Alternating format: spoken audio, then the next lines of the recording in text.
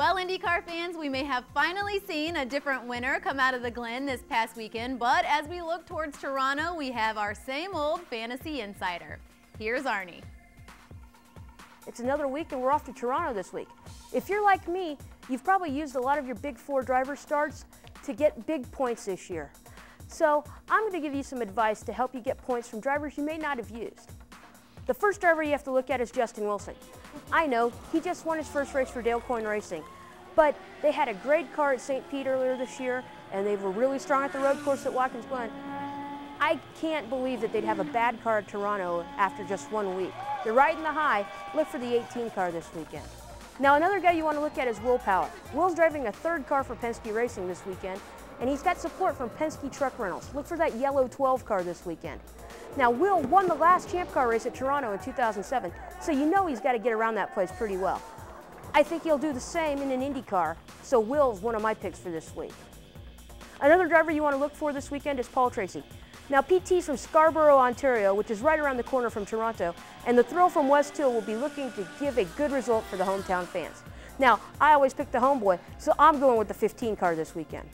And another quick fact, did you know there's a driver who's quietly put together a streak of 8 top 10s in a row? It's Dan Weldon in Panther Racing. I think Toronto is a perfect place for them to score number 9, so I'm going to also pick Dan Weldon. If you need a driver from the Big Four this week, I'd pick Dario Franchitti. Dario's got 2 poles at Toronto and a win, so he's got past history, plus he's been there, so that eliminates Briscoe. He's got wins, that eliminates Elio, and he doesn't have a newborn baby, which is Scott Dixon. Congratulations, Scott, on the birth of your daughter. The last guy I'm going to pick this week is EJ Viso. No, I'm not crazy.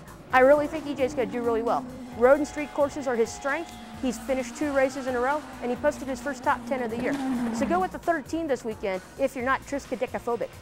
Now remember, you get bonus points for picking the Indy Lights race. I'm going to go with J.R. Hildebrand, James Hinchcliffe, who's from nearby Oakville, Ontario, and Daniel Harrington, who's got 7 top 10s in 9 starts this year.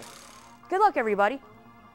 Thanks, Arnie. For my picks, I like last week's race winner, Justin Wilson, our road course pros, Bobby D and Will Power, who's finally back with us, the resident Canadian Paul Tracy, and the rookie Mike Conway, who had an impressive performance at the Glen. In the Firestone Indy Lights, I like J.R. Hildebrand, James Davison, and of course, Hinchtown, who's in his hometown. You can keep up with all the race action from Toronto right here on IndyCar.com and the race broadcast live on ABC this Sunday at 1 p.m. Eastern. For IndyCar.com, I'm Lauren Bolander, and you're up to speed.